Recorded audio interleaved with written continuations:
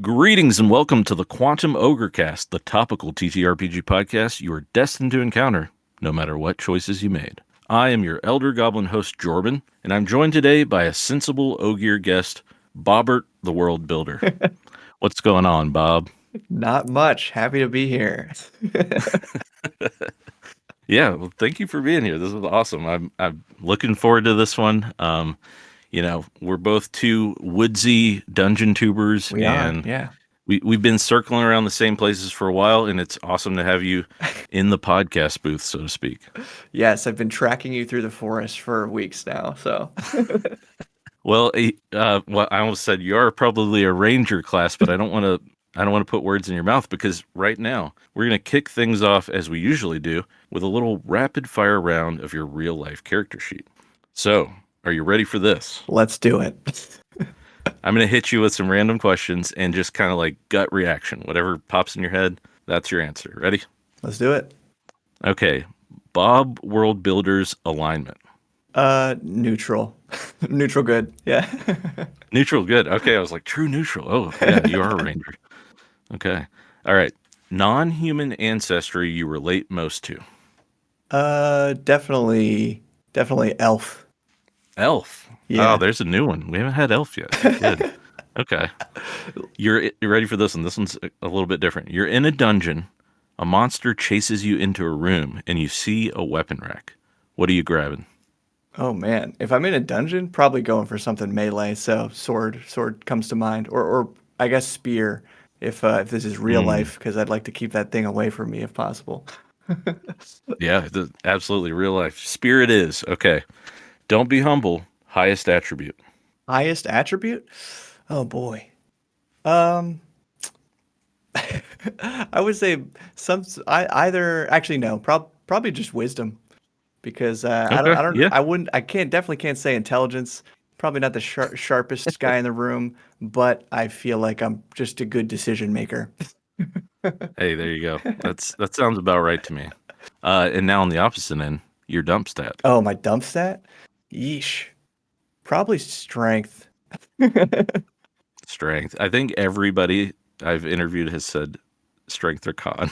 Okay. Yeah, For a whole bunch of pretty healthy. YouTubers. I'm pretty healthy and I do exercise a bit, but I'm definitely more of like the push-ups type, not the bench press type. So, yeah.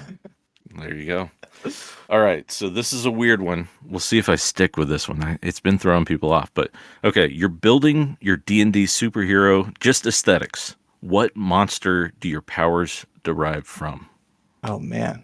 The first thing that came to mind, and I don't think this is my true answer, but it's just because what's been on my head because I've been designing several things around it lately, is some kind of ooze. Oh man, I love a good ooze. It's actually favorite monster type, so I'm right there with you. All right. Now that's Bobbert the Ooze Man. That's a terrible superhero name. I'm gonna scratch that. Okay, last question. You arrive at a potion shop. There are no healing potions, but what else are you taking with you? Oh, okay. No healing. I mean, flying would be pretty sick, so I might just have to keep it simple. Yeah. Sweet. All right, there you have it. That's our rapid fire character sheet round. And then yeah, we'll so today's episode is going to be a little bit of a all over the place one, but our main topic is going to be D&D-esque design frameworks, for lack of a better way to throw it. So we'll get into that later on, but yeah, let's start it off with a more casual conversation and we'll work our way into that topic. So Perfect. cool. Yeah, what are you up to? Very natural. Hello, gentlemen. What have you been doing? Yes, yeah, off and on busy over the last year with different parts of this book that I've been co-authoring. And the book is Delve, and we are currently in, or at least at the time of recording, what was meant to be the final month of completing this project, and it's turning out that it's gonna stretch a little bit into the next month because yes, if I already didn't say the title, Delve, book about how to build and survive deadly dungeons. Yeah, it turns out that making two books at once, one for 5e, one for ShadowDark, does in fact take longer than just making one book. Uh, so that Yeah. was the No, lesson. can I just say I'm so excited that a lot of books right now are like Kickstarters and stuff are doing specifically Shadow Dark and 5e because like there's a lot of connective tissue between those two games. Yeah, I actually just heard, well, I don't know if this is like public knowledge, but I guess I heard that another recent Kickstarter that initially came out as a system neutral thing is already having like a Shadow Dark specific version made for it now. But yeah, I feel Right. like there's just a lot of overlap, and the way I usually say it is just that Shadow Dark kind of strips down 5e to I don't know, the Its fun stuff. bones. Yeah.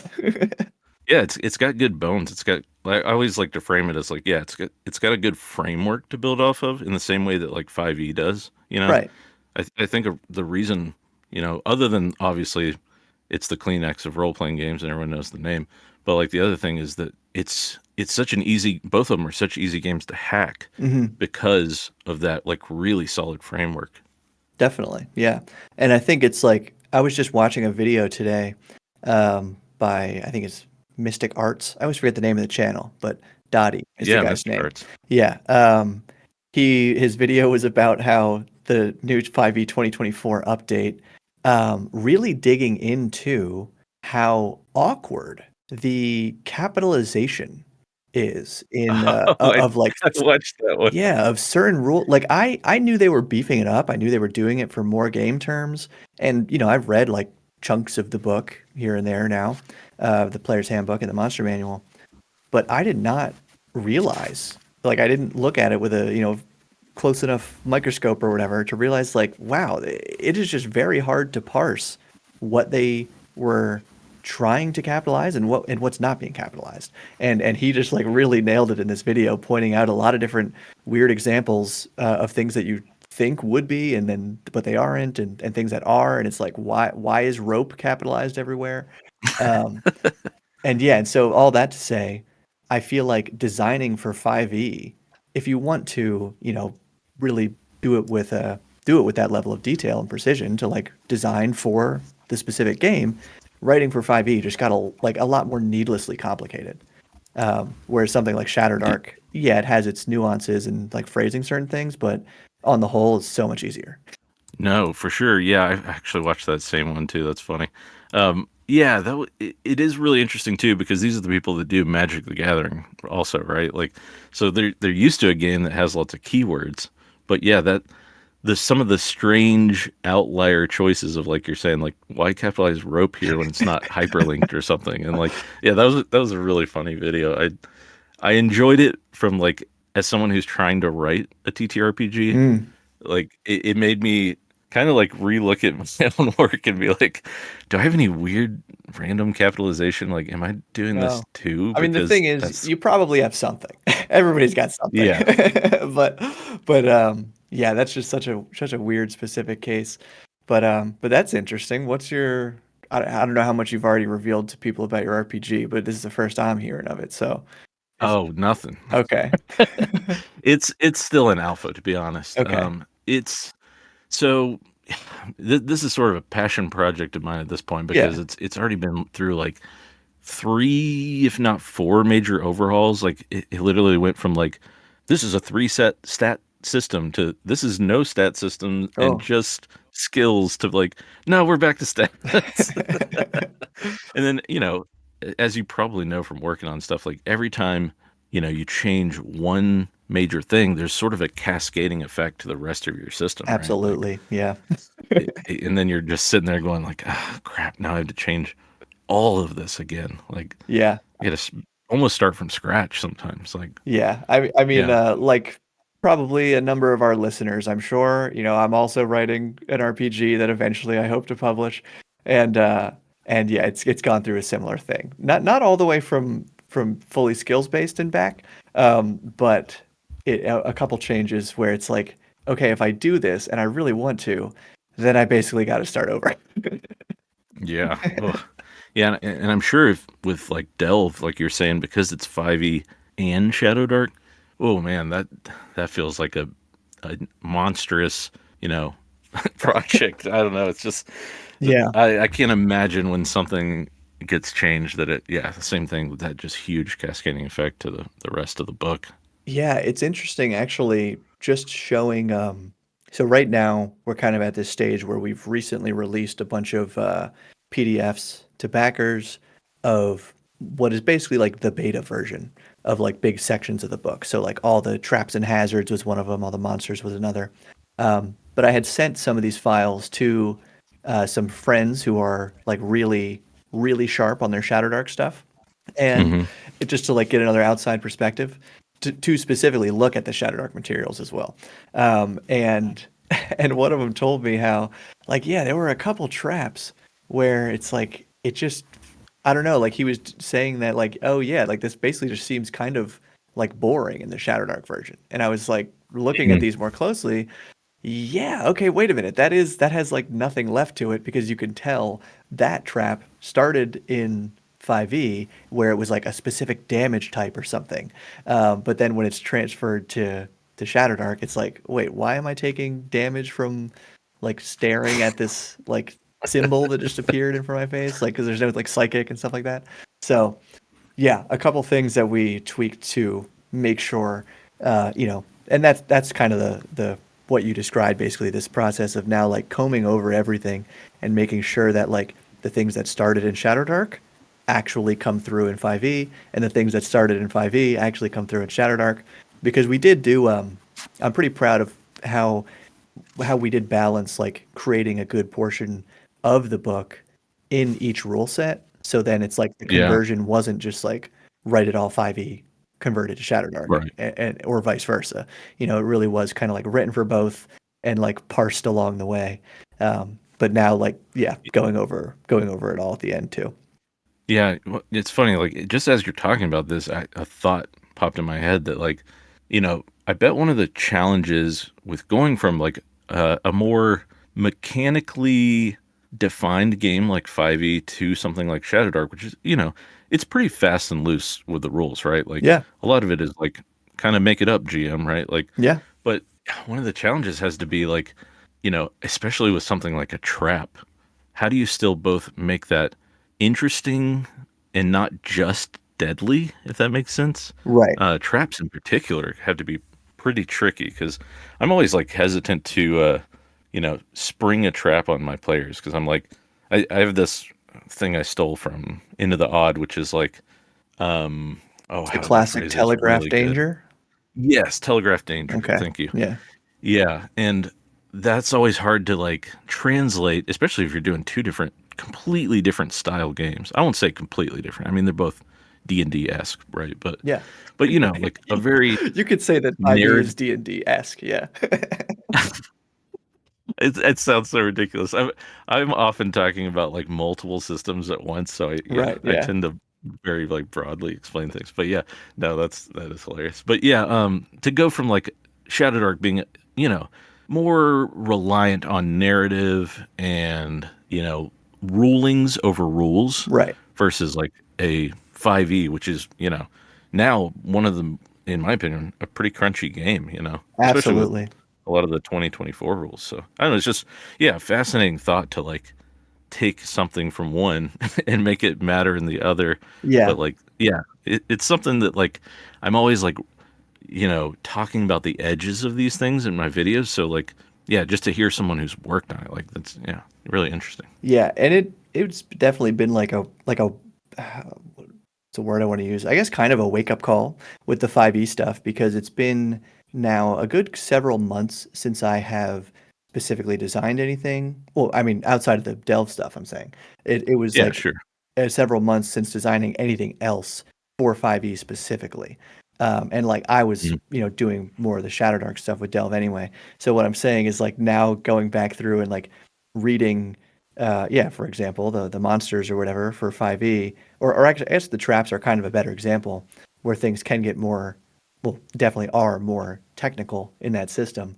It's like just seeing the level of detail and thinking, kind of what I said earlier, how it's like there's just a lot more that needs to be said when designing for this system versus the other one that we're making this book for, where Mm. it's not necessarily that it's like dumbed down for Shadowdark. I don't want to give that impression either, but just that it's like you can rely on the GM more. The GM of ShadowDark is probably a kind of GM who wants to have a little bit more of their own uh, intuition or input, I guess, on these Yeah. things anyway. So it's like keeping that in mind that these are kind of different audiences, like obviously pretty similar, but still kind of different audiences of like the kind of D&D-esque, you reader. might say. Yeah, exactly. Uh, no, you make a really valid point there, which I think is something that doesn't get a lot of focus on. Is that like, yeah, these are really just two different approaches to GMing, right? Yeah. Like your Shadow Dark person might just appreciate a looser framework because to them, like they're going to fill in those blanks, right? Like Hmm. that's the part of GMing maybe they enjoy. Whereas like someone who's in the 5e domain might just say like, just give me a rule for this. I don't really want to like come up with it. I want to know that it fits the math, it fits the style of the rest of the game. It feels in line with all the other things I'm already running, like adventure wise and Hmm. monster wise and all that. So I don't know. That's a really good perspective that I don't think gets really brought up a lot. That it's just different strokes for different folks, basically. Yeah. And I think a lot of it comes down to like uh me having to constantly remind myself that like yeah, still most of the people who watch my videos have probably I should do a poll about this, see if it's changed. But I was going to say most of the people who watch my videos probably have only ever played 5th edition. Um Yeah. because that was me Or for DCC. You do a lot of DCC stuff now too. maybe, yeah. But I still think like anybody who's played DCC has also played Dungeons and Dragons, like some Yeah, edition of it that's fair. anyway. So it's like they're already, I think even though I'm not a bilingual person, I think of it a lot like language, where it's like once you Mhm. have that first one down, especially if we're talking about uh, a version of any edition of Dungeons and Dragons, to play any other version of D&D, Shadowdark, DCC, like whatever, anything that's D20 roll high, like it's going to be so easy. But still, most people don't ever make that jump or haven't yet anyway. So it's Yeah. yeah, that reminder of how like what I'm doing with what we're doing with these two books is kind of unique. And also, I don't know, pat myself on the back because I'm remembering remembering right now that we all are also giving away the PDF version of both books. So like Oh, so if cool. somebody just bought like the PDF or if they got either hardcover version, they get the digital of both for free. So that way it's kind of like for everybody who got that 5e version, they're also gonna have their first Shadowdark book too. Um, That's awesome. Honestly, I'm pretty stoked about this book. Personally, I don't know. Like it's exciting to know that like more good Shadow Dark material is coming out as well as D&D 5e stuff. yeah, In that like that sort of bridge is being that gap is being bridged rather. right, right, I don't know. Yeah, I'm glad that both of these communities are thriving because that's what makes a game have longevity totally. is if there are people coming in and making good products for those games, like third party products and Yeah. adventures and And all honestly, that kind that's of stuff. where, again, like ShadowDark and DCC are definitely the two systems that I'm most in tune with outside of official D&D. But it seems like there's a really big community of ShadowDark people making stuff.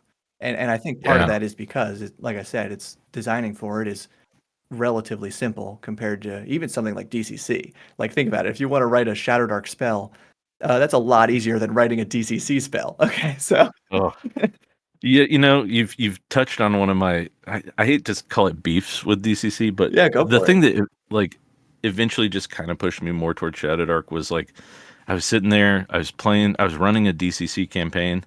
I'm like referencing all these spells and stuff. And one of the things that like personally as a GM, I don't love to do is like stop the game to go, hey, let's look at the book for a minute, and like Yeah. I don't know, there's a lot of tables in that game, which is also like one of the things that makes it shine. I think it is like that Yeah, it's kind of a leaning into selling that point. random. Yeah, yeah, It, no, for sure. but I totally hear you because like I was kind of the same way until I really just like bought it with DCC anyway. Like I really like to just keep it flowing and not pause to look up rules. But in a weird way, Hmm. I think of yeah, like I don't think of it as like, oh, I need to reference how this spell works again. Like if I had to look up the Yeah, range of burning hands in 5e, like that would upset me to some degree. You know what I mean? But if I need to see like, okay, I rolled, 21 on this DCC spell. Okay, what does it do? Like that's an exciting thing of like we're figuring out what's happening together. It's more about discovery Yeah. instead of how does this work, I guess. Yeah, that's true. Yeah, that's a really good way to look at it too. Because yeah, that honestly is one of the strengths of DCC. I every time I've ever run it, I roll in the open. Yeah. I let the dice fall where they may, and usually something really chaotic and dumb ends up being the reason someone dies, and you're just like, well, yeah, that was what was on the table. Sorry, Yeah. your fireball actually hit everyone in the party, and everyone has 4 HP. So there Yeah. you go. So let me Oh man. have you done much leveled DCC or just funnels? We made it to like level 3 before we had our kid, which ultimately Okay. put, threw a wrench in the gears. And That's only as far as I've gotten in definitely DCC as well. level 3. But really, like what I've heard, and this totally tracks with what I've experienced, is that like you're really just doubling the number in DCC. Like level 10 in DCC is equivalent to like level 20 as far as Oh, like power level in absolutely. D&D. And I would even say it's like, I don't know. Yeah, basically playing what has been now my first, like what I would consider a real campaign with DCC over the course of several months. Um, yeah, it was such a realization that like, okay, by level 2, they were already pretty powerful. And it Right. was like more than I expected to come out. And especially, um, and this kind of getting into the nitty-gritty of DCC rules, but like how they regain, a single hit point per day and a single Mm. ability score point per day if they had lost any. And so just, this is basically a crash course for anybody who doesn't know DCC. Wizards can use a mechanic called spell burn to deplete their physical stats to boost Yeah. spell checks. And the way I was running the game was that between our sessions, so we ideally played every week, 7 days would pass in game as well between those two sessions. So the wizard was basically like getting a free, like quote unquote, like free 7 points to burn every time because Oh yeah. and I realized a little too late that that made wizards like a little too powerful basically because they were able to just like always have one free really good spell at least. And sometimes that's all they need. So Well, and those are like I see what you're doing there. You're probably going for like that old school feel because that's a very old school principle. Like yeah, the real time passes, in between play yeah, sessions, right? Like, and that's just something like you're never gonna know until you do it, right? yeah. Because I even thought about doing. I've been running a ShadowDark West Marches game, and I thought about doing that, and then I had the same sort of realization at one point. I was like, but like if you're only getting one, hit point back a day or one whatever stat point kind of lost or whatever, then like yeah, there's no like threat in the exploration pillar, right? Like Right. Or now by the time we meet again, they're full health and they're full stats and you know. right. It kind of depends on like I guess your goals for the session. Like our Dungeon Crawl Classics campaign ended up being a lot more overland stuff than Hmm, dungeons. Um, interesting. Yeah. yeah, just I mean I part of that's just kind of like what I had set up. This is all tied to a little supplement I put out graciously titled Scrim, SKRYM. I have heard of it. Yeah, and a lot of that, like the writing for that was about basically like hex crawl, travel environments and stuff. So that's what I kind of had in mind going in. And like, yeah, we did a couple, like I don't know, one like big-ish dungeon, a couple little kind of dungeon things, but a lot of it was more so about like, let's look at these like wild monsters that are just because it was, a lot of them were just randomly put together and reskinned and stuff.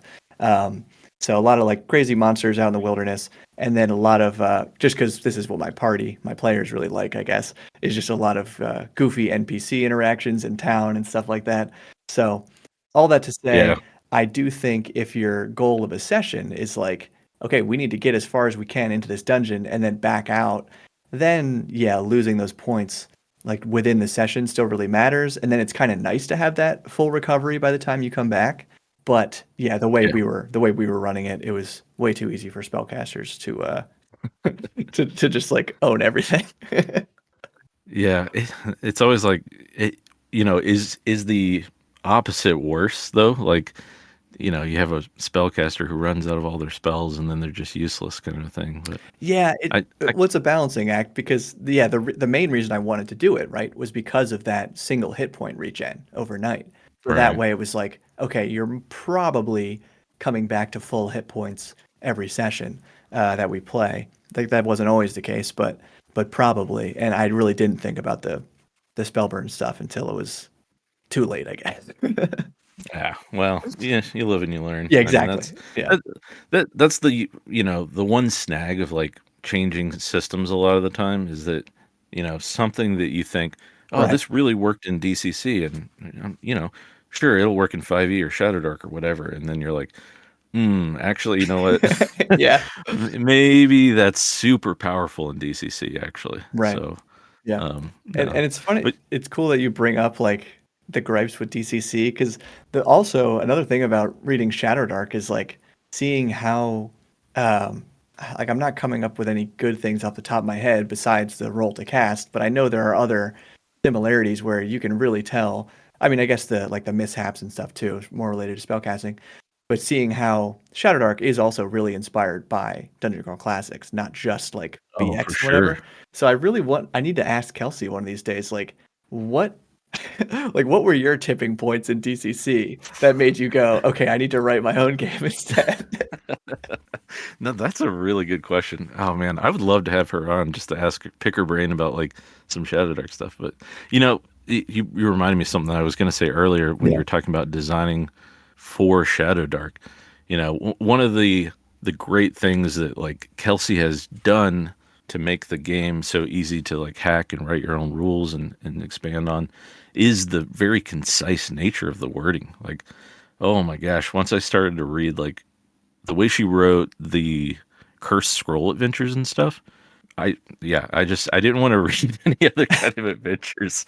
It works for my type of brain where I'm like, give me some bullet points, give me the main beats and vibes of whatever's happening, and then Yeah. let me flex my creative muscles and build around it, kind of a thing. But Yeah. that was kind of a side rant, but No, no, you're so right because I mean, okay, this is now the rant on DCC podcast, but yeah, that's another sorry thing. fans out there. No, no, because I mean, I'm a big fan, so I guess I'm allowed. But yeah, it, and this applies to like pretty much every game. So this is not just like a DCC problem. Yeah, sure, right. I could insert almost any system here. But yeah, reading modules is just like who came Oof. up with this, man? Like why when did this happen? Because yeah, it just seems that most of the time a module repeats itself and then sometimes makes Mhm. me like in that repetition it's like okay, well it'll create questions that then I feel I need to answer as the GM where if it just told me less to begin with, I wouldn't have like had this thing to worry about. Um Oh man, and I'm not right to there mention with you. just the time it takes to like read a whole 20 Yeah, page thing that's supposed to last like 2 sessions in when it probably could be boiled down to much much less. Now I will still say that the Shadowdark Curse scrolls like uh I don't know, they still feel a little too light for me. sure. Yeah, But it's not going to be that style is very specific to a yeah, style of I GM. like it for the rules. Like that's what I love about the Shadowdark rule book is just how tight it all is. Like Mm, it's yeah, so. I mean, I don't know. I guess that's the thing. It really depends on your perspective as a GM. I look at it as like it's almost impossible to misinterpret what is written here because it because it uses so few it's words. all that's It's there. Yeah. exactly. But I know that of Uh, course there is also like a whole world of GMs who will look at that and see so few words and think like, okay, but this tells me almost nothing. So like, how do I really know what to do? So oh man, it's yeah, this it's is just on kind the. of different takes, I, but I don't know when this episode will air, but this is also on the heels of a video I just did about the monster manual that I really harped on that. okay. Yeah, I was Like, actually just watching a bit of that today. okay, yeah, yeah, yeah. I almost feel like I, in a way, have to apologize to the 5e fans because I got a little on my On soapbox this stuff, there yeah. about like it's honestly it's not a bad book. It isn't the kind of book I need anymore. Yeah. Because here's the thing, like what's the Sly Flourish? The Forge of Forge of Foes. Foes, right? Yeah. Yeah. Because Forge of Foes exists, right? I don't need plain stat blocks. I Mm. can kind of build my own monsters the way I want and use like a more here we go. Here's my favorite word, a more Evocative. evocative Yeah. example. I saw I your. probably I think said you that had a like pinned tweet about that. Yeah, or pinned comment. I yeah, meant. Yeah. yeah. Because I've gotten to the point where like I don't just want to be using monsters as like here's a bag of hit points in the way of your goal, kind of a thing. Like Yeah.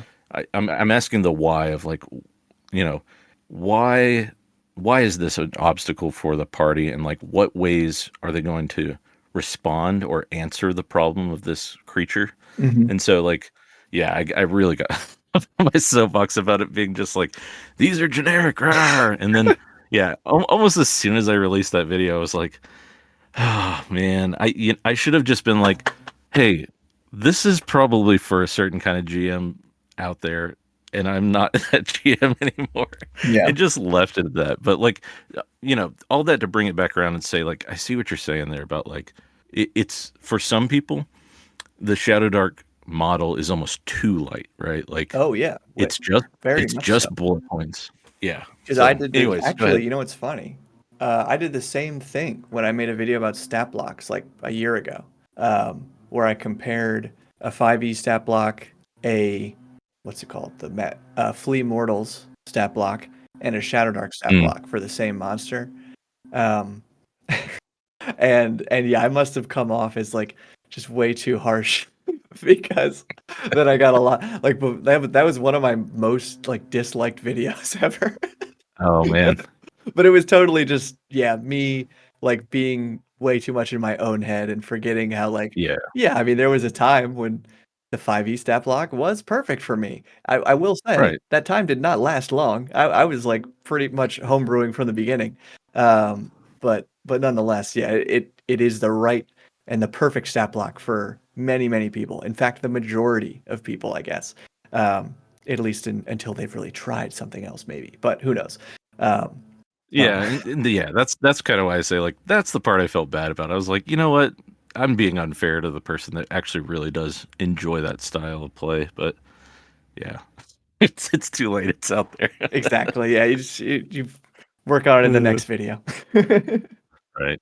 Yeah, well, maybe that'll be this one. We'll see. Right, right. Um, I was going to ask, other than we've mentioned 5e, we've mentioned Shadow Dark a lot in DCC. Are there any other games that you've been jamming on lately? Probably the one I've been playing with the most, which is still not that much, but the most would be, I guess, versions of Into the Odd. Um, Okay. like Grace. So yeah, for listeners out there, my wife is Grace World Destroyer. She's also very much into RPGs, and she just ran a one shot of Into the Odd with some homebrewed stuff in it, and actually kind of like mashing it together with this other really good system neutral book called Into the Word and Wild, or Into the Weird and Hmm. Wild, it might be pronounced. It's WYRD. But anyway, Oh, um, okay. Yeah, I think that's right. yeah, yeah, and so she just ran a one shot of that recently, and that's probably like another, like I basically consider it as like pretty much top three for me, for like for our group anyway, are definitely like 5e, DCC, and then Shadow Dark, but then beyond that would probably be Into the Odd next because I kind of like Yeah. lump that together with Cairn as well, and we've just Yeah. used that for like a handful of one shots and like and actually we did like a Mouse Ritter one shot not that long ago. That's basically the same thing too. So yeah, Yeah, I was just gonna say I haven't actually run into the odd, but I love Karen and I love Mouse Ritter both. They're just both fantastic, really concise games. yeah, Really well written in the same style that like a lot of Shadow Dark stuff is really concise. But then like Into the Odd has some really great little tips. It's like to me, I think Chris McDowell wrote it, right? yeah, Um, Chris McDowell really packs in like some poignant stuff, like some poignant advice to GMs in just a few sentences. It's like it's really solid stuff. yeah. It's been I have not read the whole thing since like we first got it like a year ago. Um, so I can't think of any good sharp Chris McDowell quotes right now. Oh yeah, no, But I know what you mean. I know what you're saying. Yeah. they're always rattling around in the back of my head, but there's like three bullet points at the beginning of the GM section that say like, give information freely, Oh, make sure. Yeah. offer meaningful choices, Oh, and actually we get the other one and was like telegraph danger, I think, was yeah, maybe telegraph originally. danger. Yeah. Yeah. There you go. And you could build your whole GM career off of those three bullet points. No, They're just that good. you're totally right. Yeah. Uh, yeah, and I think part of I don't know, maybe part of the reason I I can't remember some of those things is because it's just like kind of how like I want to use the phrase how I was raised to GM because my first GM who's now like a player in our group most of the time, um he was extremely like loosey goosey but very much like rooting for the players every moment. You know what Yeah. I mean? So, but not, I guess, but still not to the point where it was like things were made easy on us. Just, I don't know, just like he just pointed out, giving information freely, pointing out danger, et cetera, et cetera. So, Well, yeah, I think it was just so profound to me because it was so weirdly like not apparent to me when I started. Like I would really hold my cards close to my chest and be like, "Oh, I have all these great secrets I will reveal to my players." yeah, And then I was like, just not tell them stuff. And I'm like, I, now I look back and I'm like, what were you doing? They would I know that. definitely went through a phase of that as well. That probably lasted a good year or two. So, Yeah. Yeah, exactly. Like your first campaign or whatever, you yeah. do all that kind of stuff. Oh You my gotta gosh. you gotta kind of learn as you go with this kind of stuff. Yeah, So no, when you just said your first campaign, because what's hitting me right now, um, and he'll never listen to this, so I don't have to worry about it. But but there's a player in our group who so like I think he only played a role-playing game for the first time with us like a couple years ago when we kind of put this group together. He's very familiar with like other fantasy games and like huge fantasy nerd, actually, like the biggest Brandon Sanderson Cosmere fan like you'll ever yeah. meet. But what was I getting at? Oh yeah, he's gonna GM for the first time. We're like he's starting a campaign, should be this weekend, Oh, nice. and he's really like setting it up that he does not want us as players to know anything about like the backstory of each other's characters, like all of that. Like he wants everything to come out in game. He really Mhm. went like kind of heavy into the world building, and I was This sounds like me after my first Critical Role episode. yeah, and I was like telling him, you know, because giving him some bullet points about literally stuff that I randomly rolled for a backstory for my character because like I've kind of I don't know, I really don't like do a lot with backstories as a player anyway, like you know, kind of created in Yeah. game kind of mindset. But anyway, so for this we needed a like an actual backstory, so I used the charts and Xanathars and like rolled up some stuff, and then was sending him these details, and then he actually like wrote a backstory for me and like texted me this backstory, and Oh my gosh. yeah, Oh, and it was I saying cringe because I've been that guy. right, and then was saying how like he's got some like plans for like quests like based around my character like leveling up as a druid and stuff, and I'm like, dude, like my character could die in the first session, like don't. Yeah. So yeah, but I think I'm pretty sure once rubber hits the road and we actually get going, he's gonna like, you know, it's gonna become more apparent like the nature of uh, I don't know how things tend to go, and of course, like again, this is his first time GMing, but he's GMing for the only group that he's played with, so he knows how we Right. play. I think he's gonna get some reality checks when we first start, and it's gonna smooth out right away. But yeah, Oh the man, build up has been tense. something you just said actually reminded me of. I just did a video with. Do you know Ryan from Verdigrease Table? I think that's how you say it. Yes, yeah, Verdigrease. yeah. Yeah, I did an interview with him, and he had this awesome book that he's been making, and I was gonna plug it, but I can't remember the name off the top of my head. But the book essentially like you roll on some random tables, you generate a character like story wise that way, or like you Hmm. kind of can generate like an entire adventure campaign, whatever, like overarching story. I'm gonna have to put it in the description of this video because I can't think of the name right now, but it was awesome. Like we created such an interesting character. So you just talking about like rolling on tables made me think of that, Yeah. but it was such a fun process, and I wanted to plug it, but I'll whatever. I'll put it in the description. Yeah. Doesn't matter. But Mention it later. yeah, but look out for that video, I guess. Uh, yeah. Well, man, I was gonna ask, you know, when you were talking about like traveling through the woods and traveling and stuff, it reminded me. I don't know if this has happened for you, but I've had quite a few comments on my YouTube videos of how everyone keeps expecting that we're going to run into each other in the woods. It's like become a running joke now in some of my comment sections. Yeah, I've seen a few on mine as well. Yeah. Yeah, I think even Brandish Gilham from Runehammer was like, "Are you and Bob going to fight or what?" or something like that in the comments. Like, I don't think that's going to happen. I think we're in different necks of the woods, but just kind of a funny thing that kept appearing. Totally, totally. Yeah. Well, yeah, I mean, I think we're both in the Appalachians here, so Yeah, but you're in we like got. the real Appalachians, so I'm in the like Fallout 76 Appalachia. Like I play that game, and it's not like it's not an escape from reality for me. I'm just like, yep, this is what it looks like. yeah, very I'm cool. here. Well, cool, Bob. It was so good to have you on here. Awesome that I'm excited about Delver. You got anything else going on? The, I feel like I did have something that was on my mind that is now slipping my mind. So I guess just yeah, just look out for Delve. It's on Kickstarter and you can still like back it via backer kit, I think.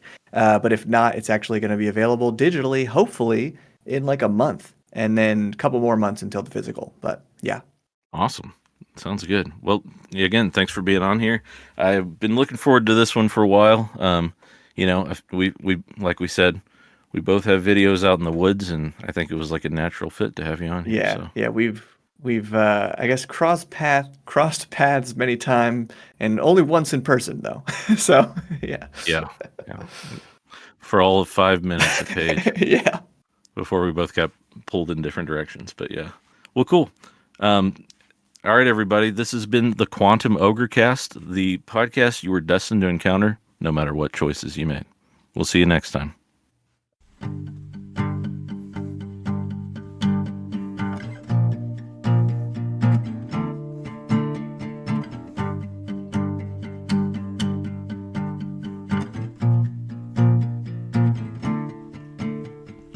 Running through a dungeon, you come across a junction.